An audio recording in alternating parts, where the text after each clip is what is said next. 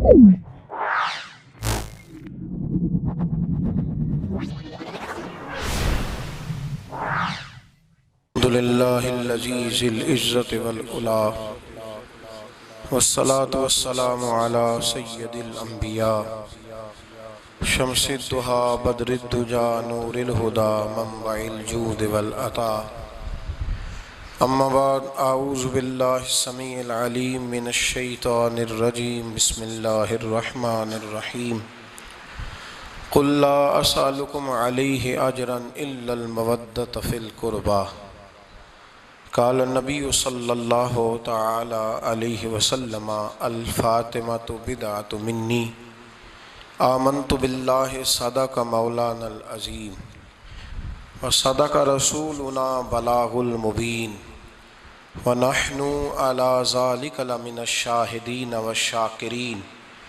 والحمد للہ رب العالمین رب اشرح لی صدری ویسر لی امری واحلل عقدۃ من لسانی یفقہوا قولی قال اللہ تبارک و تعالی فی القرآن المجید والفرقان الحمید فی شان حبیبہ ان اللہ وملائکتہ یصلون علی النبی یا ایہا الذین آمنوا صلوا علیہ وسلموا تسلیما الصلاة والسلام علیکہ یا سیدی یا رسول اللہ وعلا آلکہ واصحابکہ یا سیدی یا حبیب اللہ اللہم صلی علی سیدنا و مولانا محمد معدن الجود والکرم وآلہ وصحبہ وبارک وسلم۔ حمد و صلاة کے بعد رمضان المبارک کا آج پہلا جمعۃ المبارک ہے۔ دعا فرمائیں اللہ کریم اس ماہ مقدس کو امت مسلمہ کے لیے باعث رحمت فرمائے اور پوری دنیا کے مسلمانوں پر اللہ اس رمضان کے صدقے خاص رحمت فرمائے۔ پاکستان کی سڑکوں پر جو آئے دن خون بہتا ہے تو رب کریم اس وطن عزیز کو امن کی، رحمت کی اور کرم کی ٹھنڈی چھاؤں نصیب فرمائے۔ رمضان المبارک کا پہلا جمعہ ہے اور 3 رمضان المبارک کو سیدہ کائنات، مخدوم کائنات، سیدۃ النساء اہل الجنہ حضرت جناب سیدہ فاطمہ زہرا رضی اللہ تعالی عنہا کا یوم وصال ہے، اور میرے نبی کریم علیہ الصلاۃ والسلام نے اپنی شہزادی سے بڑا پیار کیا۔ حضور نے اپنی اس بیٹی کی بڑی تربیت فرمائی ہے۔ نبی کریم علیہ السلام نے اس دور کے اندر کہ جب لوگ بیٹیاں دفن کر دیتے تھے، زندہ زمین میں گاڑ دیتے تھے، حضور نے بیٹی کی عزت کا، حرمت کا، حقوق کا نعرہ لگایا۔ تو پھر نعرہ صرف لوگوں کے لیے نہیں لگایا بلکہ نبی پاک نے لوگوں کو بیٹی سے پیار کر کے دکھایا۔ حضور نے کر کے دکھایا ہے کہ بیٹی سے پیار اس طرح ہوتا ہے۔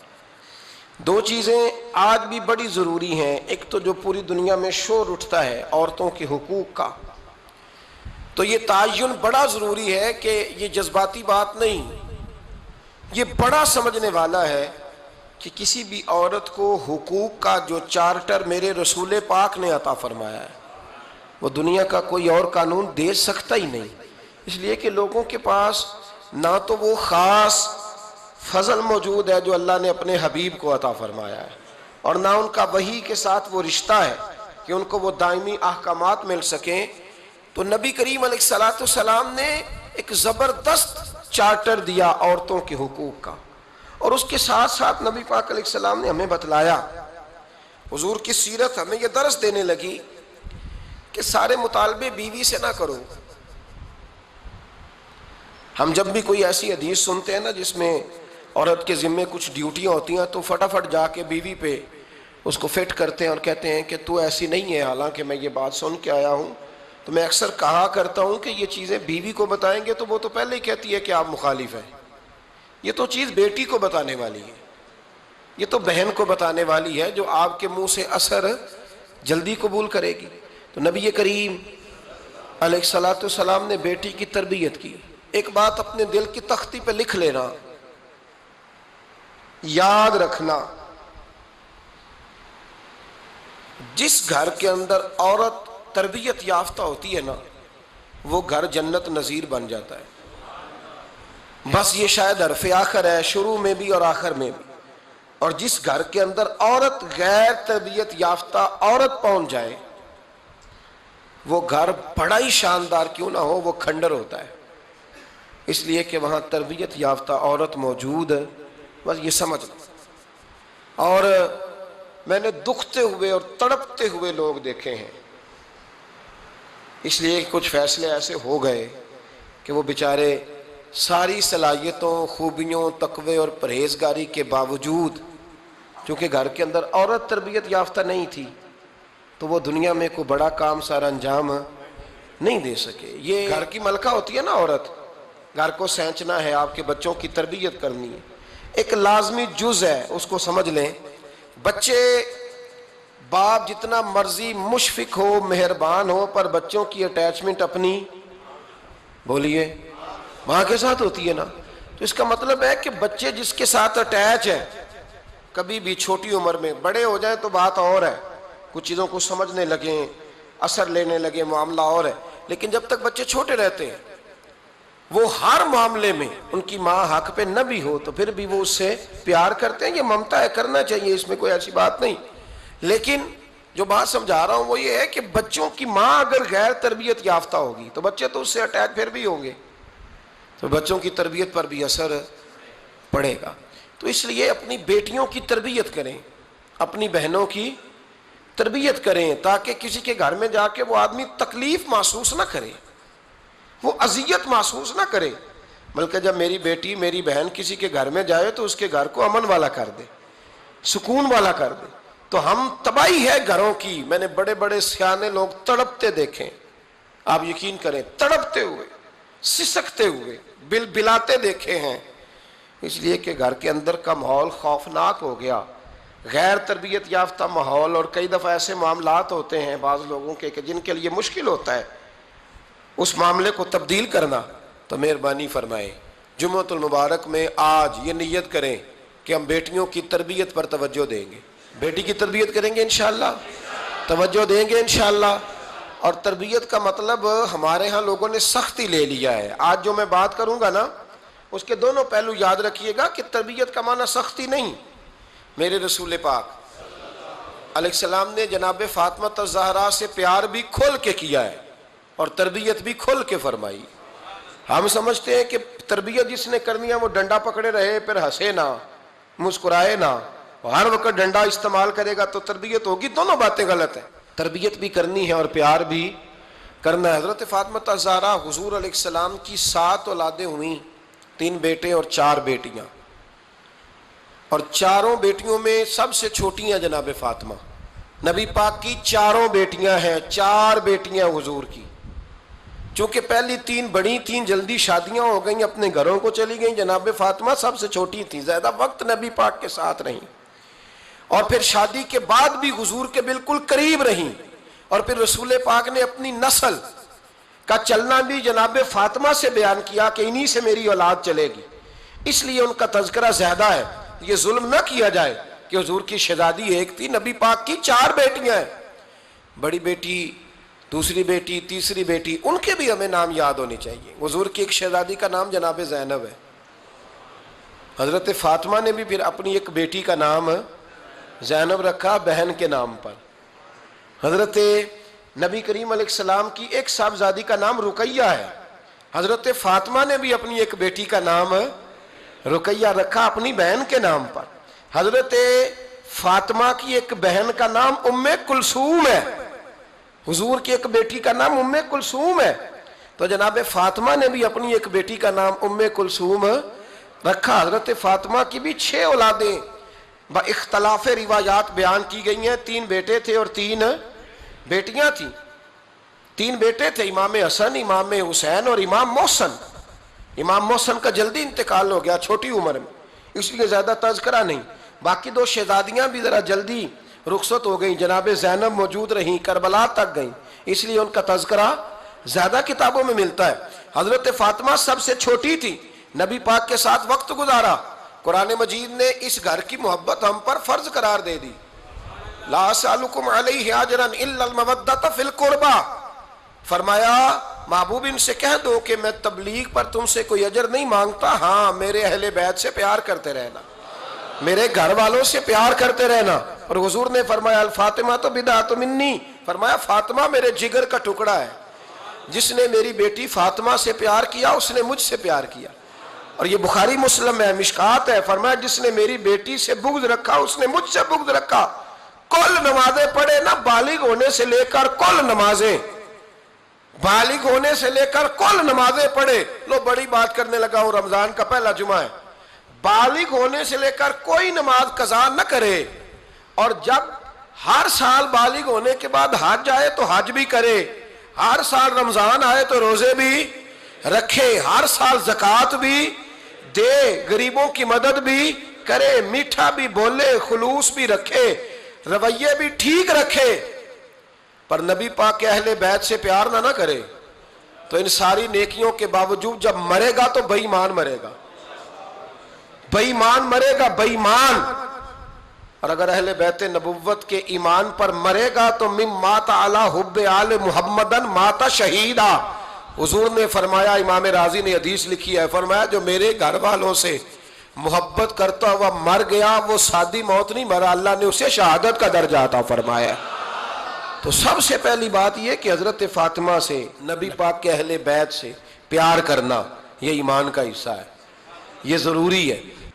ایک بات یہ ہے کہ ان سے محبت، اور دوسری بات یہ کہ کسی کی محبت جو ہوتی ہے نا، اس کا معنی یہ نہیں کہ آپ کو کسی سے پیار ہو گیا تو آپ اس کے دشمن تلاش کرنے شروع کر دیں، بلکہ جس سے محبت ہوتی ہے تو محب کا دل کرتا ہے کہ میرے محبوب سے ساری دنیا ہی پیار کرے۔ اب عجیب فلسفہ ہے نا لوگوں کا، اہل بیت سے پیار کرتے ہیں تو سب سے پہلے اہل بیت کے دشمن تلاش کرتے ہیں، اور سب سے پہلے اہل بیت کے دشمنوں پہ گفتگو کرتے ہیں۔ تو میں کہتا ہوں بڑے بیوقوف ہو، دشمن نہ تلاش کرو، غلام تلاش کرو، پیارے تلاش کرو ان کے، یہ غلط ہے تمہارا انداز فکر۔ تو جناب فاطمہ الزہرا سے حضور نے بڑی محبت کی۔ حضرت خدیجۃ الکبریٰ رضی اللہ تعالیٰ عنہ فرماتی ہیں کہ بڑا پیار کیا نبی پاک علیہ السلام نے حضرت فاطمہ سے، چھوٹی تھی نا۔ ادھر حضرت عائشہ صدیقہ کہتی ہیں کہ نبی پاک نے بڑی محبت فرمائی۔ مشکات میں حدیث ہے، کسی نے حضرت فاطمہ الزہرا حضرت عائشہ صدیقہ سے پوچھا، سچے باپ کی سچی بیٹی، صدیق کی بیٹی صدیقہ، کسی نے پوچھا کہ عائشہ حضور علیہ السلام کو سب سے زیادہ محبت کس سے تھی؟ تو حضرت عائشہ فرمانے لگی پوچھنے والی بات ہی کوئی نہیں، حضور سب سے زیادہ سیدہ فاطمہ سے پیار کرتے تھے۔ تو کہا پھر یہ بتائیں کہ مردوں میں حضور کو سب سے زیادہ پیار کس سے تھا؟ فرمایا یہ بھی پوچھنے والی کوئی بات نہیں، فاطمہ کے شوہر مولا علی سے۔ یہ حضرت عائشہ صدیقہ بیان کرتی ہیں ان کے شوہر سے۔ اب لوگ نا ترازو لے کے بیٹھے رہتے ہیں اور تولتے رہتے ہیں۔ پیر سید فیض الحسن شاہ صاحب آلو مہاروی رحمۃ اللہ علیہ، ان کے پاس بھی ایک بندہ چلا گیا تو اس نے کہا جی بتائیں حضرت عائشہ افضل ہے کہ حضرت فاطمہ؟ تو آپ فرمانے لگے تجھے یہ سوال ہی نہیں کرنا چاہیے تھا، اس لیے کہ تیرے اور میرے پاس کوئی ترازو موجود ہے۔ اس نے کہا جی نہیں آپ بتائیں، بتانا پڑے گا۔ آپ فرمانے لگے نہیں بتاتا، کہنے لگا نہیں بتائیں، فرمانے لگے چل میں ایک بات بتا دیتا ہوں، فیصلہ گھر جا کے کر لینا۔ اس نے کہا بتائیں۔ آپ فرمانے لگے کہ عائشہ بیٹی ہے ابو بکر صدیق کی اور فاطمہ بیٹی ہے نبی پاک کی۔ تو فرمانے لگے کہ ابو بکر کی جو بیٹی ہے نا وہ نبی پاک کی بیٹی سے افضل نہیں ہو سکتی۔ اور پھر فرمانے لگے کہ فاطمہ زوجہ ہے مولا علی کی اور عائشہ زوجہ ہے مصطفیٰ کریم کی۔ تو فرمانے لگے جو علی کی بیوی ہے وہ نبی کی بیوی سے افضل نہیں ہو سکتی۔ تو وہ کہنے لگا جی نتیجہ کیا ہے؟ فرمایا گھر جا کے نکال لینا، نتیجہ تو گھر جا کے نکال، یہاں ترازو پکڑ کے نہ بیٹھ۔ ہاں جو حضرت عائشہ نے کہا اس پر غور کر، حضرت عائشہ خود گواہی دیتی ہیں سب سے زیادہ حضور حضرت فاطمہ سے پیار کرتے۔ چھوٹی عمر تھی تو جناب خدیجہ، ذرا انداز دیکھیے گا بیٹی کی محبت کا۔ حضرت خدیجہ فرماتی ہیں حضور جب گھر آتے نا تو دروازے پہ کھڑے ہو کے اونچی آواز میں فرماتے السلام علیکم، کہتے ہیں حضور نہ سلام لیتے میں جواب دیتی، اپنے گھر حضور آئے ہیں پر نبی پاک دروازے پہ ہی کھڑے ہیں۔ فرماتی ہیں کھڑے رہتے حضور، میں پھر تھوڑا ہنستی اور پھر میں کہتی فاطمہ سنتی ہو؟ اماں جی سنتی ہوں۔ فرمایا تمہارے ابا آ گئے ہیں دروازے پہ۔ تو فرماتی ہیں جناب فاطمہ وہاں سے دوڑ کے آتی اور رسول کریم کا دروازہ کھولتی، پھر نبی پاک کو انگلی سے پکڑ کے اندر لاتی۔ فرماتی ہیں جب تک وہ جاتی نہیں اللہ کے رسول دروازے پہ کھڑے رہتے، وہ انگلی پکڑ کے لاتی، پھر رسول کریم انہیں گود میں بٹھا لیتے۔ فرماتے ہیں وہ چھوٹی چھوٹی باتیں پوچھتی اور حضور ان کے بڑے بڑے جواب دیتے۔ وہ چھوٹی چھوٹی باتیں، بچپن کی ایک بات لکھی ہے ہمارے محدثین نے، ایک دن چھوٹی عمر میں، بالکل چھوٹی عمر میں حضرت فاطمہ نے پوچھا یا رسول اللہ میں اپنے رب کو کب دیکھوں گی؟ اللہ اکبر، عمر چھوٹی اور بات بڑی کر دی، میں کب دیکھوں گی؟ تو حضور نے فرمایا فاطمہ بڑی جلدی، رب کریم تمہیں جنت میں لے جائے گا اور ساری جنتی عورتوں کی سردار بنائے گا، اور پھر میرا رب تجھے اپنا دیدار بھی کرائے گا۔ تو جناب فاطمہ تو زہرا رضی اللہ تعالیٰ عنہا چھوٹی چھوٹی باتیں کرتی ہیں۔ حضرت ختیجہ کہتی ہیں جب چلے جاتے نا حضور تو میں پھر بلاتی، میں کہتی ادھر آنا فاطمہ، کیا باتیں کر رہی تھی اپنے ابا سے؟ تو کہتی ہیں پھر وہ مجھے بتاتی بھی اور راضی بھی ہوتی۔ یہ سلسلہ آخر تک چلا، یہ حضرت فاطمہ سے راز کی باتیں کرنا حضور کا آخر تک چلا۔ بخاری مسلم میں حدیث، وہاں راوی حضرت ختیجہ ہے، یہاں راوی حضرت عائشہ صدیقہ ہے۔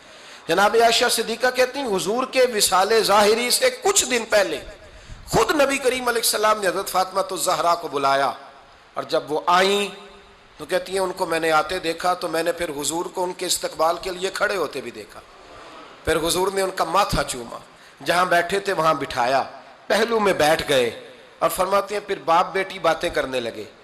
میں کوئی چیز بنا رہی تھی تو جناب عائشہ کہتی ہے میں نے دیکھا کہ حضور نے ان کے کان میں کوئی بات کہی، تو جناب فاطمہ رونے لگ گئی۔ پھر حضور نے کان میں کچھ کہا تو وہ مسکرانے لگی۔ کہتی ہیں حضور وہ بات کر کے تشریف لے گئے، فاطمہ ابھی بیٹھی تھی، میں آئی، میں نے آ کے کہا کہ فاطمہ بتاؤ نبی کریم علیہ الصلوۃ والسلام نے آپ سے کیا کہا؟ کبھی ہنستی تھی کبھی روتی تھی، تو فرمایا حضور نے منع کیا ہے، یہ میرا اور میرے نبی کا راز ہے، میں حضور کی حیات ظاہرہ میں یہ بات کسی کو بتا نہیں سکتی۔ فرماتی ہیں کہ فاطمہ سے تو میں نے پوچھ لیا پر حضور سے پوچھنے کی تو جرت ہی نہیں تھی نا، لیکن وہ راز کی بات تھی۔ کچھ دن گزرے تو حضور بیمار ہو گئے، پھر کچھ دن گزرے تو حضور کا وصال ہو گیا۔ فرماتے ہیں کچھ عرصے کے بعد میں سیدہ فاطمہ الزہرا سے ملی تو میں نے کہا فاطمہ وہ بھید کھول تو دے، آج تو کھول دے وہ راز کیا تھا۔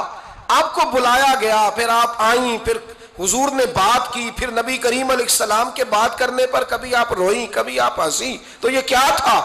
تو کہتی ہیں جناب فاطمہ پھر رونے لگی، کہنے لگی ہاں اماں جی اب میں پردہ کھول دیتی ہوں، اب میں راز بتا دیتی ہوں۔ حضور کا وصال ظاہری ہو گیا۔ فرمانے لگی مجھے حضور نے بلایا اور میرے کان میں فرمانے لگے فاطمہ وقت تھوڑا رہ گیا ہے، اب تیرے والد نے جانے کا پروگرام بنا لیا ہے، اب نہ ٹائم آ گیا ہے بچھڑنے کا۔ فرماتی ہیں جب میں نے یہ بات سنی تو میں رو پڑی، حضور آپ بچھڑ جائیں گے؟ کہتی ہے میں روئی۔ ذرا حدیث کے جملوں پہ غور کرنا، ماتی تھوڑی دیر گزری تو حضور نے میرے کان میں کہا فاطمہ پتر رو نا، بیٹے رو نا، میرے جانے کے بعد جو سب سے پہلے میرے پیچھے آ کے مجھے ملے گی نا بیٹی وہ تو ہی ہوگی۔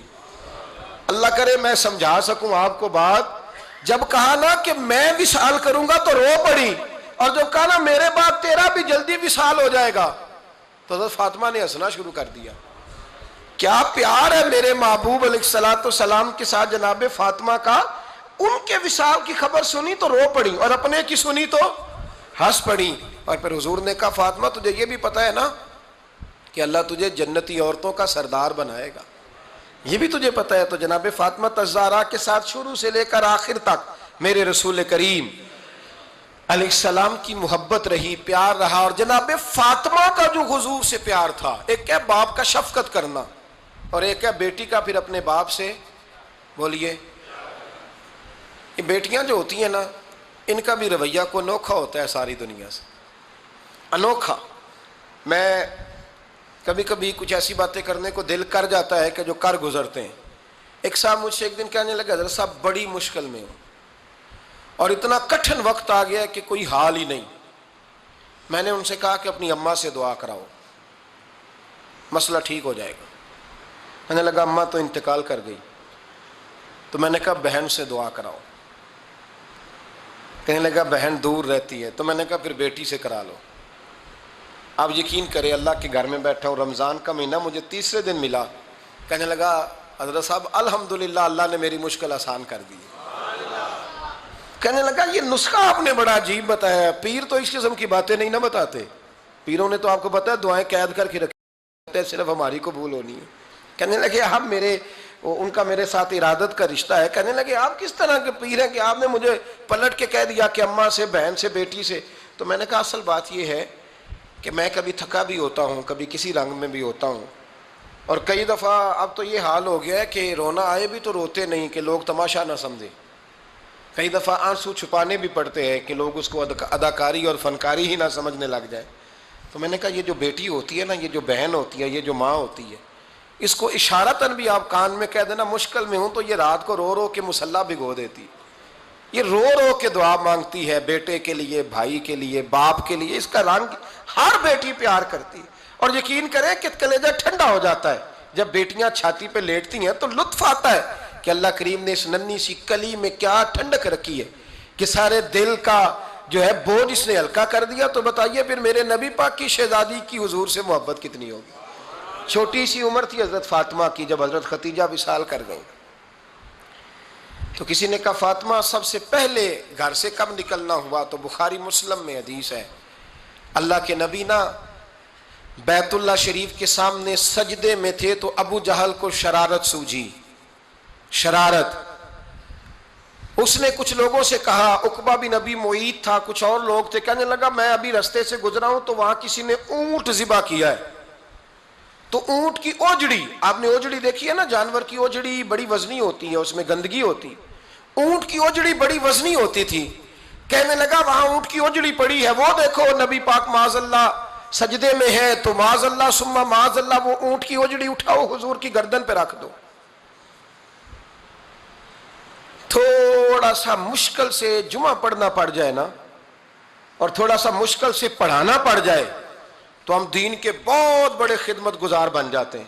یہ دیکھو سجدے کتنی مشکل سے ہو رہے ہیں، یہ دیکھو سجدے کتنی مشکل سے ہو رہے ہیں، کتنی مشکل سے حضور کے سر انور پر اوجڑی رکھ دی۔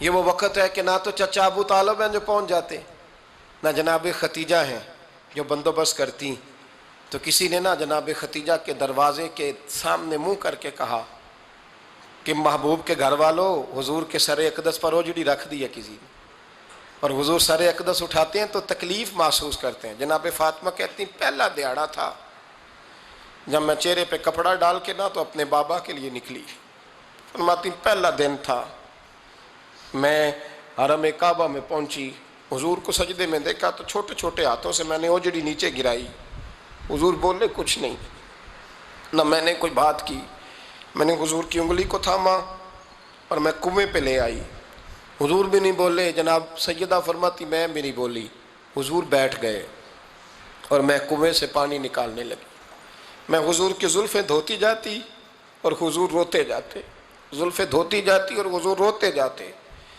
پھر حضرت فاطمہ نے جب حضور کی زلفیں دھو لیں تو ہاتھ اٹھائے، کہا اے اللہ جنہوں نے میرے بابا کو تکلیف دی ہے نا ان کو برباد کر دے۔ میں رات روایت پڑھ رہا تھا مشکات سے تو میں حیران ہو رہا تھا کہ یہ عجیب منظر ہے، یہ عجیب منظر ہے کہ جب طائف والے پتھر مارے اور نبی کریم علیہ السلام سے حضرت زید بن حارثہ کہ حضور دعا کریں یہ تباہ ہو جائے، تو نبی پاک کہ نہیں زید میں نے نہیں ان کے لیے تباہی کی دعا کرنی، یہ نہیں ٹھیک ہوتے تو ہو سکتا ہے ان کی نسلیں ٹھیک ہو جائیں۔ اور جب احد میں وہ لوگ پتھر مار کے دانت شہید کر دیں، حضرت ابوبکر صدیق جیسی ٹھنڈی طبیعت کا آدمی عرض کرے حضور دعا کریں یہ تباہ ہو جائے، تو حضور نے فرمایا اللہم اہد قومی فإنہم لا یعلمون، یا اللہ میری قوم کو ہدایت دے، یہ جانتے نہیں یہ کیا کر رہے ہیں۔ حضور نے کبھی بھی کسی کے لیے دعائے ضرر نہ فرمائی، لیکن آج یہ عجیب منظر ہے، شاید یہ واحد وہ وقت ہے کہ جناب فاطمہ الزہرا نے جب کہا نا کہ اے اللہ انہیں برباد کر دے انہوں نے آج میرے والد کو تکلیف دی ہے، حضرت فاطمہ کی دعا سن کے تو حضور نے بھی ہاتھ اٹھائے، کہا اے اللہ جیسے میری بیٹی کہتی ہے نا ویسے ہی کر دے، اللہ کر دے انہیں برباد، فاطمہ جیسے کہتی ہے ویسے، اللہ کرے آپ کو سمجھ آئے میری بات کی کہ وہاں جہاں شدید تکلیف دی گئی وہاں حضور نے کسی کے لیے ایسی دعا، اور یہاں فرمایا اللہ جیسے فاطمہ کہتی ہے ویسے، اللہ اکبر۔ حضرت عبداللہ ابن مسعود کہتے ہیں کہ وہ دعا بھی میں نے سنی، اور پھر میں نے ان سب لوگوں کو جن کے لیے جناب سیدہ نے دعا کی تھی، ان سب کو پھر میں نے بدر میں کٹتے ہوئے بھی دیکھا، میں نے ان کی لاشوں پر گھوڑے چلتے ہوئے بھی دیکھے، پھر میں نے دیکھا کہ صحابہ انہیں گھسیٹ کر کنووں میں ڈال رہے تھے، میں غور سے دیکھ رہا تھا اور ان کے چہرے پہچان رہا تھا۔ تو مجھ سے کسی نے کہا عبداللہ تم کیا غور کر رہے ہو؟ تو میں نے کہا میں غور کر رہا ہوں، یہ وہی ہیں سارے جن کے لیے سیدہ فاطمہ نے دعا کی تھی کہ یہ برباد ہو جائے، یہ وہی ہیں میرے رسول کریم علیہ السلام کی ہر تکلیف کو جناب فاطمہ نے اپنی تکلیف سمجھا، ہر تکلیف کو۔ جب انسان کے دائیں بائیں کچھ لوگ ہوتے ہیں نا، اس کے دکھ بھی سمجھنے والے، سکھ سمجھنے والے لوگوں کی تعداد لمبی چوڑی ہوتی ہے۔ ہمارے زمانے میں ہمارے ہر آدمی کے ساتھ ذاتی مطالبات ہیں، ذاتی، تو جب تک وہ میرا مطالبہ پورا کرتا رہتا ہے میرا اس سے پیار رہتا ہے، اور جب وہ میری خواہشات پوری کرنی چھوڑ دیتا ہے پھر میرا اس سے کوئی رشتہ نہیں رہتا۔ میرے عزیز، حضرت فاطمہ الزہرا کا کمال یہ ہے کہ انہوں نے میرے محبوب کا دکھوں میں ساتھ دیا، حضور کی تکلیف پر وہ تکلیف میں آتی، پریشان ہوتی۔ یہاں سے بات چلی 4-5 سال عمر مبارک تھی، حضرت فاطمہ کی کل عمر 29 سال ہوئی ہے، 15 سال یا کچھ زیادہ آپ کی عمر تھی جب حضور نے بیاہ کر دیا تھا۔ ہم لوگ سمجھتے ہیں کہ شاید اب آپ 30 سال کے بچے کو کھڑا کر کے کہیں کہ دین کی کوئی بات کر، کوئی تکلیف برداشت کر، تو کہتے ہوں میں تو ابھی بچہ ہوں۔ یعنی 29 سال کی عمر ہوئی ان کی، چلیں جس نے زیادہ لکھی ہے اس نے 32-33 لکھ دی ہوگی، 40 تک کوئی بندہ نہیں گیا، لیکن میں جس روایت پر زیادہ اعتماد کرتا ہوں ان راویوں نے 29 سال عمر حضرت فاطمہ کی، اور ڈھیر سارے محدثین نے لکھی۔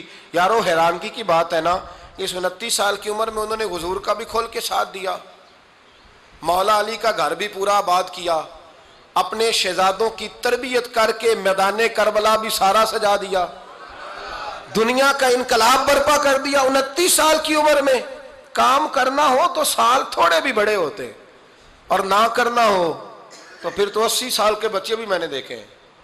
بزرگ مجھ سے ناراض نہ ہو جائیں، اللہ مجھے بے ادبی سے بچائے، میں صحیح کہہ رہا ہوں، میں نے 80 سال کے بچے بھی، آپ نے بڑے تب ہونا ہے جب آپ نے نفسیاتی طور پہ بڑے ہونا ہے، لیکن آپ کی عمر ہو گئی ہو 70 سال لیکن تصویروں کی خواہش ابھی بھی نہ جاتی ہو، ابھی بھی پروگرام بنتا ہو کہ کوئی بندہ مل جائے تو بریانی کھانے جائیں لاہور، ابھی بھی آپ اس سے نکلے نہ ہوں، اس کیفیت سے ذوق شوق ابھی وہی ہو، اس کا مطلب یہ ہے کہ قد بڑا ہوا، عمر بڑی ہوئی، لیکن ذہنی اور نفسیاتی طور پر وہ پختگی نہیں آئی جس کی ضرورت تھی۔ ہمیں ذہنی طور پر پختہ ہونا چاہیے۔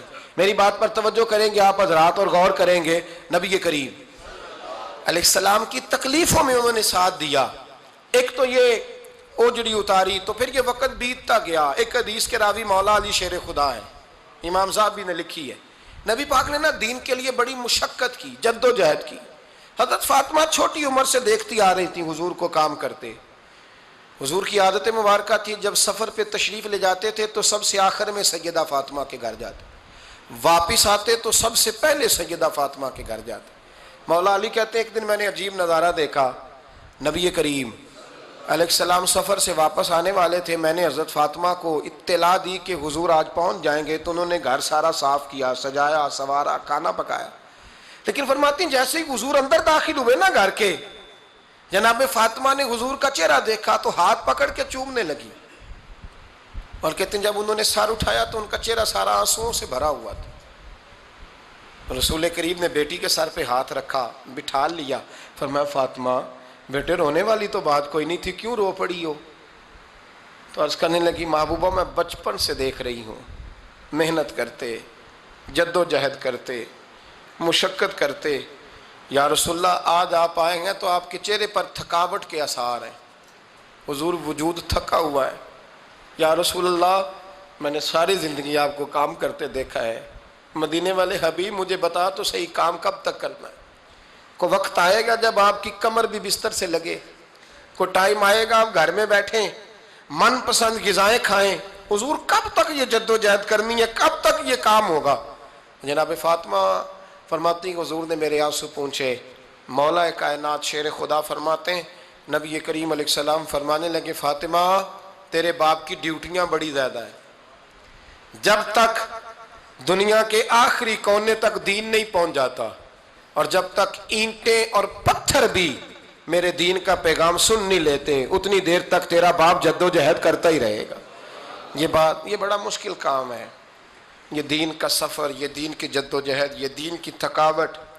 آپ اپنی مرضی نہیں کر پاتے، لوگ اپنی مرضی کے ساتھ جی نہیں پاتے جو اس رستے کے مسافر ہوتے ہیں، وہ دین کی پراپرٹی ہوتے ہیں، انہیں دین کے مطابق چلنا پڑتا ہے۔ تو جناب فاطمہ نے وہ سارے رنگ دیکھے رسول کریم علیہ السلام کی حیات مبارکہ کے، پھر یہ ساری کیفیت جب دیکھی نا کہ حضور اتنی محنت کرتے ہیں، تو پھر جناب فاطمہ کو میرے نبی کی امت سے پیار بڑا ہو گیا صلی اللہ ہو۔ سمجھیے گا اس بات کو، امت مسلمہ سے حضرت فاطمہ کو بڑا۔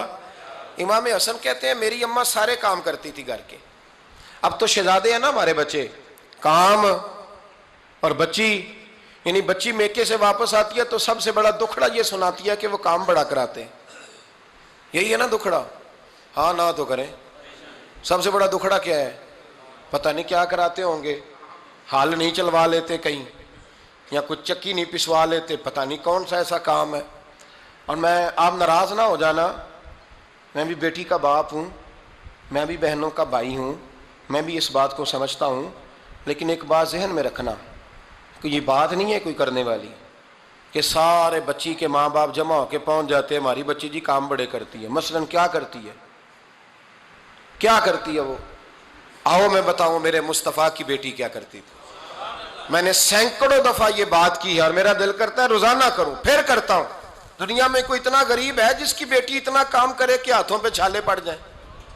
ہے کوئی اتنا غریب تو اٹھ کے بتائے کہ میری بیٹی سسرال میں اتنا کام کرتی ہے کہ چھالے پڑ جاتے ہیں؟ میں دکھاتا ہوں، میرے رسول کی شہزادی کو چھالے پڑ جاتے۔ کچا مکان، جناب فاطمہ جناب فضا آپ کی لونڈی تھی، ان سے مٹی منگاتی اور گھر میں لیپا پوتی کرتی، پھر جھاڑو دیتی۔ امام حسن اور حسین کے درمیان پورے سال کا فرق نہیں، 11 مہینے کا فرق، دونوں بچوں کو سنبھالتی۔ جناب علی کی والدہ حضرت فاطمہ بنت اسد بوڑھی تھی، جناب فاطمہ وہ کھول کے نوکری کرتی کہ حضرت فاطمہ بول پڑتی، حضرت فاطمہ بنت اسد بول پڑتی، کہتی بیٹے فاطمہ میرا اتنا نہ خیال رکھا کر، تیرے اپنے بھی بچے ہیں۔ جناب فاطمہ فرماتی آپ صرف علی کی ماں تو نہیں نا، آپ میری بھی تو ماں ہے نا۔ یہاں بیبیاں فلسفہ بیان کرتی ہیں، وہ کہتی ہیں جی کس حدیث میں آیا ہے ساس سسر کی خدمت فرض ہے؟ میں نے کہا کسی میں بھی نہیں آیا، ہم کیا کہہ رہے ہیں، کسی میں بھی نہیں آیا، لیکن یہ تو آیا ہے نا کہ شوہر راضی ہو تو اللہ راضی رہتا ہے۔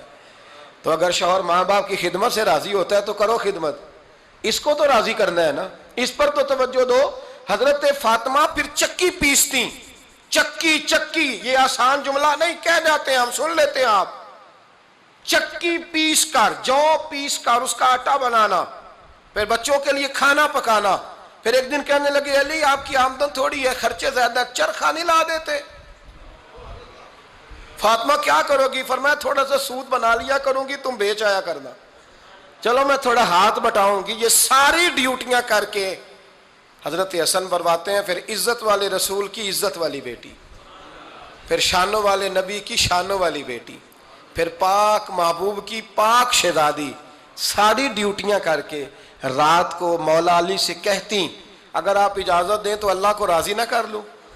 حضرت علی فرماتے فاطمہ جیسے دل کرے۔ تو امام حسن کہتے ہیں پھر میری ماں مصلی بچھا لیتی، مصلی، اور پھر ساری رات وہ نماز پڑھتی، ساری رات، اور فرماتے ہیں جب سویرے ہاتھ اٹھاتی تو پہلی دعا یہ کرتی اے اللہ میرے رسول کی امت پہ رحم فرما، اے اللہ میرے رسول کی امت پہ رحم فرما۔ تو کہتے ہیں زمانے بیت گئے یہ دعا سنتے، تو ایک دن میں قریب گیا تو میں نے کہا امی حضور کوئی دعا میرے لیے بھی کر دیں، کوئی حسین کے لیے بھی کر دیں، کوئی زینب کے لیے بھی کر دیں۔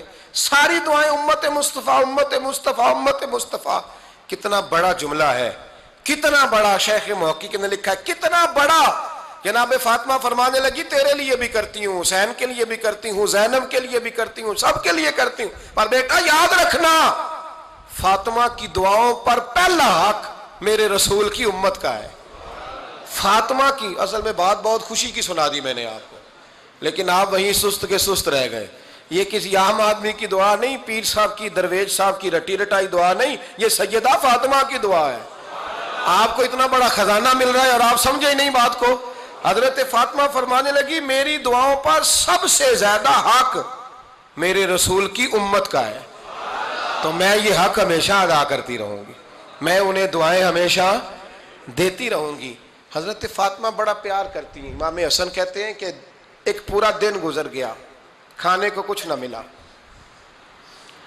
اگلی شام آ گئی تو چند روٹیاں کھانے میں ملیں، جوں لائے حضرت علی، جناب فاطمہ نے پیس کے روٹی پکائی، فرماتی ہیں سب کو کھانا کھلا دیا تو اپنی روٹی آپ نے رکھ لی۔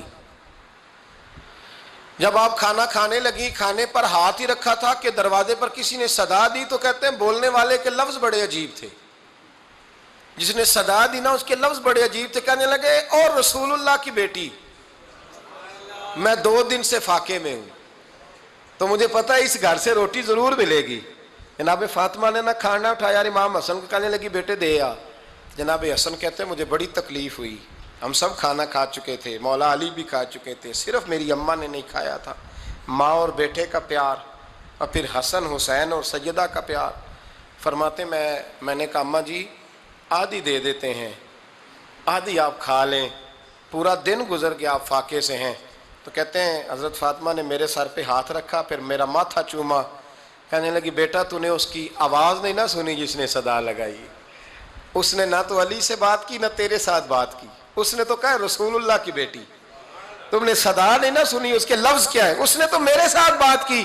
اور پھر فرمایا بیٹے میں 1 دن سے فاقے میں ہوں، وہ 2 دن سے فاقے میں، میرا 1 دن گزارا اور ہو جائے گا امت کے ساتھ۔ ایک دن نا ایک نبی پاک کی بارگاہ میں شخص آیا، اس نے کلمہ پڑھا، قبیلہ بنو سلیم سے اس کا تعلق تھا۔ نبی کریم علیہ السلام نے اس سے اس کی مالی حالت پوچھی، تو عرض کرنے لگا یا رسول اللہ صلی اللہ علیہ وسلم میرے قبیلے میں 3000 لوگ ہیں اور سب سے غریب میں ہی ہوں۔ نبی کریم صلی اللہ تعالیٰ علیہ وسلم نے فرمایا اس کی مدد کرو بھائی۔ حضرت سعد بن عبادہ اٹھے تو انہوں نے نا اس کو کہا کہ میری اونٹنی باہر کھڑی ہے، تو یہاں سے اٹھ کے چل میں اونٹنی تجھے دیتا ہوں۔ مولا علی شیر خدا اسی وقت اٹھے اور آپ نے اپنے سر سے امامہ شریف اتارا، فرمایا میں نے کل ہی خریدا ہے، یہ میں تمہیں تحفے میں دیتا ہوں۔ حضور نے نا حضرت سلمان فارسی کی ڈیوٹی لگائی، فرمایا اسے سواری بھی مل گئی، کپڑے بھی مل گئے، اس کے کھانے کا بندوبست کر، پتہ کر کس گھر میں کھانا ہے تو لا۔ حضرت سلمان فارسی کہتے ہیں میں گلی میں نکلا تو پہلی نظر میری سیدہ فاطمہ کے دروازے پہ پڑی، میں نے دستک دی، سیدہ فاطمہ اندر سے بولی کون ہے؟ میں نے کہا میں غلام سلمان فارسی۔ جناب فاطمہ تزارہ سے میں نے عرض کی ایک بندہ آیا ہے، کلمہ پڑھا ہے، اور وہ کہتا ہے 3000 آدمی میرے قبیلے میں ہیں اور سب سے غریب میں ہوں۔ تو اماں جی اس کو مولا علی نے امامہ دے دیا ہے اور حضرت سعد بن عبادہ رضی اللہ تعالیٰ عنہ نے اونٹنی دے دی ہے۔ اب وہ حضرت فاطمہ فرما سکتی تھی کہ جب شیر خدا نے دے دیا ہے تو ہمارا تو حصہ پڑ گیا، تو فرمانے لگی بھائی میرے ساتھ کیا مطالبہ ہے بتاؤ جلدی کرو۔ کہا کھانا نہیں کھایا اس نے، تو آپ فرمانے لگی کھانا دیتے ہیں۔ حضرت سلمان فارسی کہنے لگے اماں جی کھانے میں کیا ہے؟ تو کہنے لگی کچھ بھی نہیں، 3 دن ہو گئے حسن حسین نے روٹی نہیں کھائی، پر بڑا کچھ ہے میں دیتی ہوں۔ کہتے میں سوچ میں پڑ گیا کہ انہوں نے 3 دن سے نہیں کھایا، پھر بھی بڑا کچھ ہے، پھر بھی ہم نے نا جو کھایا ہے اور باقی کا سالن فریج میں رکھا ہے، پرسوں والا بھی فریز ہوا پڑا ہے، شام کی سبزی آ گئی، کسی نے پوچھا حال کیا؟ کہتا سب سے غریب میں ہی ہوں، بڑا ماڑا بندہ ہوں، رو پڑیں گے پریشان۔ کہا بچوں نے 3 دن سے روٹی نہیں کھائی، پر سلمان بڑا دیا ہے میرے اللہ نے، بڑا کچھ ہے۔ تو کہا اماں جی پھر کرنا کیا ہے؟ فرمایا تو ٹھہر دا میں بتاتی ہوں۔ کمبل پڑا تھا، بسترا سمجھ لیں، موٹا اوڑھنے کا، کھدر کا، حضرت فاطمہ جلدی سے لائیں، فرمانے لگے یہ پکڑو اور دیر نہ کرنا، یہ ہماری گلی کے کونے پہ نا 2-4 گھر چھوڑ کے تو ایک یہودی ہے، اس کا نام شمعون ہے، وہ اس طرح کی چیزیں گروی رکھ کے یا خرید کے نا تو پیسے بھی دے دیتا ہے، جوں بھی دے دیتا ہے، گندم بھی دے دیتا ہے، سرکہ اور کھجوریں بھی، اسے دے آ، اور وہ جو سامان دینا وہ میرے پاس لا، اور لا کے مجھے دے تاکہ میں جلدی سے اس آدمی کے لیے بندوبست کروں۔ پتہ نہیں بیچارہ کتنے دنوں کا بھوکا ہے، پتہ نہیں بیچارہ کتنے، اپنے بچوں نے 3 دن سے روٹی نہیں کھائی، لا نہ ذرا۔ حضرت سلمان فارسی کہتے ہیں میں نے تھوڑا توقف کیا کہ میں آپ کا بستر لے جاؤں، یہ کمبل لے جاؤں، تو فرمانے لگی حکم ہے میرا، وہ جانا پڑے گا۔ جناب سلمان فارسی کہتے ہیں میں شمعون یہودی کے پاس گیا، میں نے کہا یہ کمبل لو، چاہے تو نگد پیسے دے دو، سامان خرید لیتے ہیں، اور چاہے تو اناج، جوں، سرکہ، کھجوریں جو تمہارے پاس ہے دے دو۔ وہ کہنے لگا یہ کس کا ہے؟ بڑا شاندار ہے، بڑا خوشبو والا ہے۔ تو کہا یہ مولا علی کے گھر سے آیا ہے، پاک بی بی نے دیا ہے کہ اس کو گروی رکھ لو اور مہمان کے لیے کچھ دے دو۔ کہا مہمان کون سا؟ کہنے لگے حضور کے پاس آ کے ایک شخص نے کلمہ پڑھا ہے اور وہ مسلمان ہوا ہے اور وہ غریب ہے، اس کو روٹی دینی ہے۔ تو وہ شمون یہودی کہنے لگا میں بھی تورات پڑھا کرتا تھا، تو آج ہی سویرے میں نے پڑھا ہے، آج ہی سویرے پڑھا ہے، ابھی پڑھا ہے۔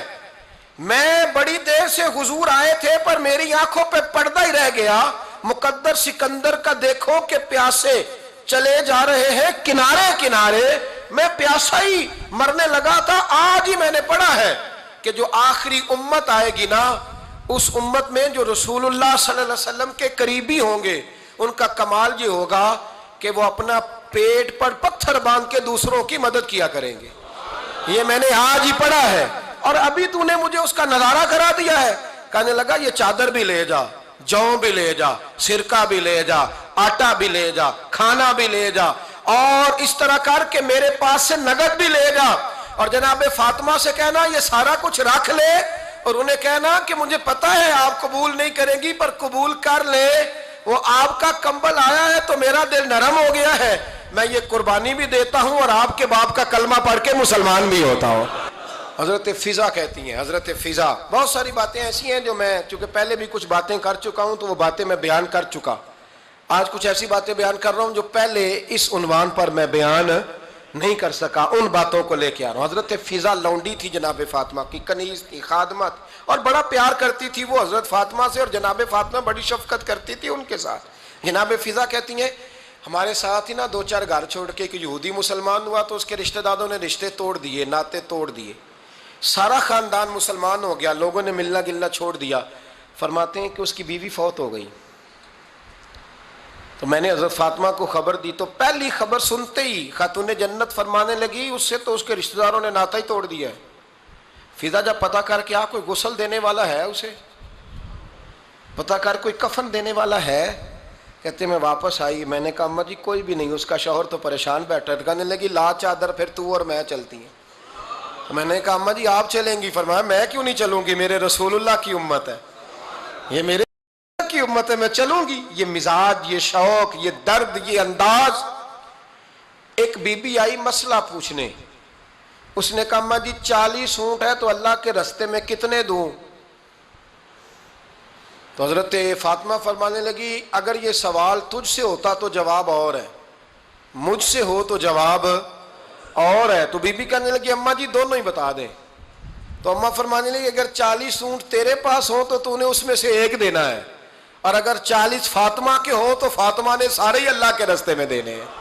تیرے لیے حکم اور ہے اور میرے لیے بات اور ہے، تیرے پاس ہو تو 40 میں سے ایک دے دے، اور میرے پاس ہو تو میں 40 کے، اور ایک بات اگر نہ کروں تو موضوع مکمل نہیں ہوتا۔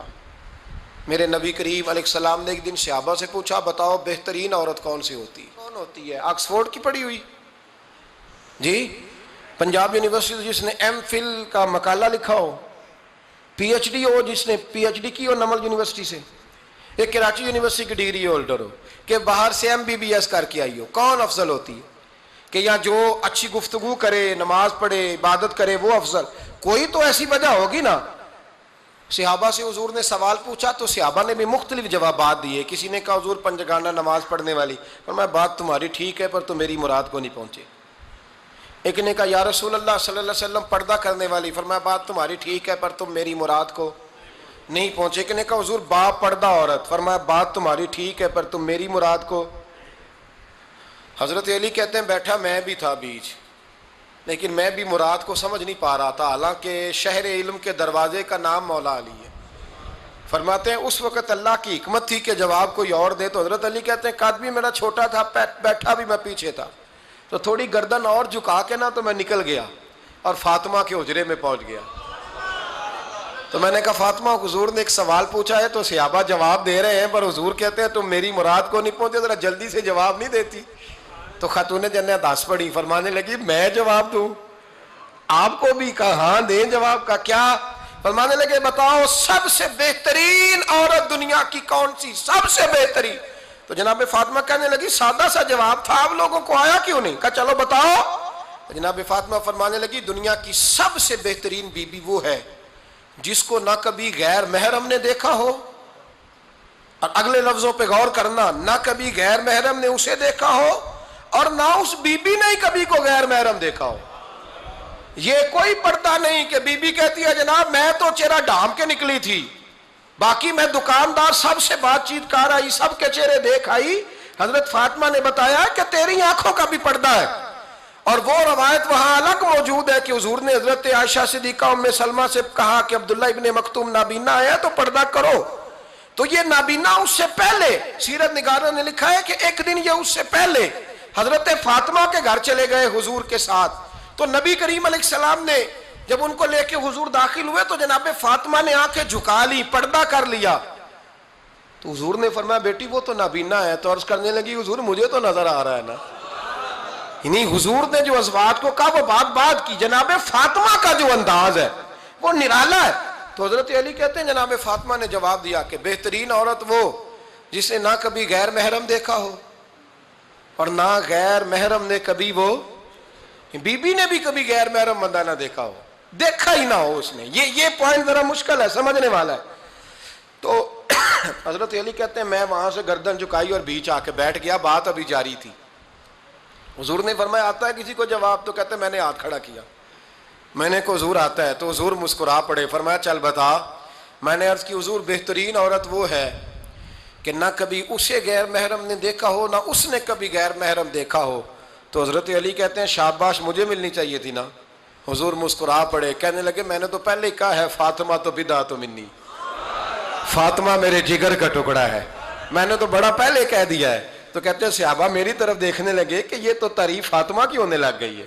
تو میں نے کہا کیا کریں، اس محبوب کو بتایا ہے جس کے لیے اللہ نے کوئی پردہ رکھا ہی نہیں، سارے پردے کھول دیے۔ حضرت فاطمہ کے وصال کا وقت آیا، انتقال کا، تو حضرت اسماء بنت امیس کو بلایا اور بلا کے فرمانے لگی تو مجھے غسل دینا اور سوائے میرے شوہر مولا علی کے کسی اور سے مدد بھی نہ لینا۔ اور فرمانے لگی میں نے حبشہ کے بارے میں سنا ہے کہ وہاں جب بیویوں کا جنازہ اٹھتا تھا تو وہ لوگ چارپائی کے اوپر یوں کر کے اس طرح کر کے لکڑیاں لگاتے تھے، نیچے باندھ لیتے تھے اور لکڑی میں لچک ہو تو اوپر جا کے پھر اس کو باندھ دیتے تھے تو پردہ بن جاتا تھا۔ فرمایا میں نے علی کو بتا دیا ہے، تمہیں بھی بتا رہی ہوں، جنازہ میرا رات کو اٹھانا اور لکڑیاں لگا کے نا تو اوپر پردہ کر لینا، میرے وجود پر پڑی ہوئی چادر پر بھی کسی کی نظر نہیں پڑنی چاہیے۔ رات کو جنازہ اٹھانا اور رات کو مجھے دفن کر دینا۔ مدینہ منورہ میں حضور کے وصال ظاہری کے 6 ماہ بعد جناب فاطمہ الزہرا کا جنازہ اٹھا، تو مسجد نبوی شریف سے ایک شخص اپنی داڑھی آنسوؤں سے بھگوتا ہوا نکلا، تو حضرت ابوبکر صدیق نے کھڑا کر کے پوچھا کیوں نبی پاک کے چچا عباس روتے کیوں ہو؟ حضرت عباس کہنے لگے پہلے حضور گئے تھے اب نبی پاک کی تصویر بھی چلی گئی۔ کیا ہوا؟ کہ جناب فاطمہ کا وصال ہوا، پھر سے ایک دفعہ مدینے میں رات آئی، پھر سے شام ہوئی، پھر سے جنازہ اٹھا۔ شیر خدا علی المرتضیٰ رضی اللہ تعالیٰ عنہ نے، حضرت عباس نے، حضرت قسم بن عباس نے، حضرت عبداللہ ابن عباس نے تدفین سے فارغ ہوئے۔ ایک روایت ہے کہ حضرت عباس نے جنازہ پڑھایا اور ایک مستند روایت ہے کہ حضرت ابوبکر صدیق نے جنازہ پڑھایا، اور جب جنازہ پڑھا کر کے باہر نکلے تو حضرت علی شیر خدا کی آنکھوں میں آنسو تھے۔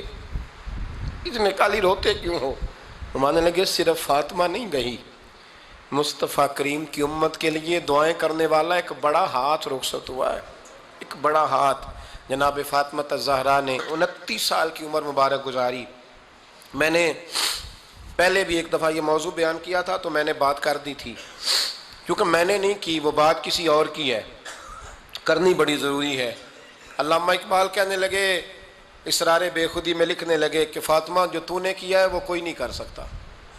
اقبال کہنے لگے فاطمہ جب تجھے دیکھتا ہوں نا تو تڑپ اٹھتا ہوں۔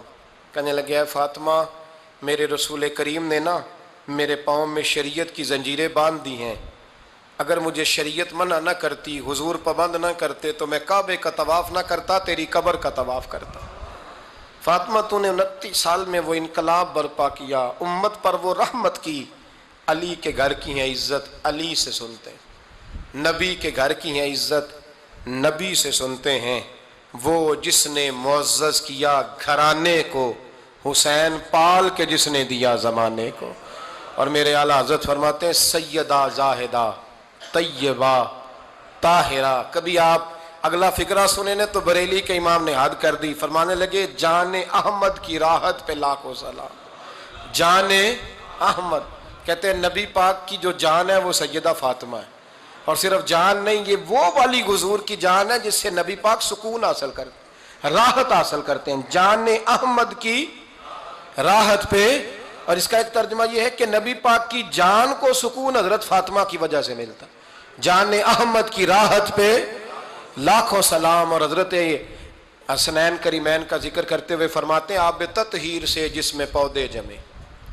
حضرت فاطمہ کے بارے میں کچھ روایتوں میں یہ آتا ہے کہ عورتوں کی طرح انہیں حیض نفاس نہیں آتا تھا، اللہ نے پاک پیدا فرمایا، اور مولا علی تو پہلے ہی پاک ہے، تو فرماتے ہیں یہ جو بچے ہوئے نا یہ آب تطہیر سے جس میں پودے جمے۔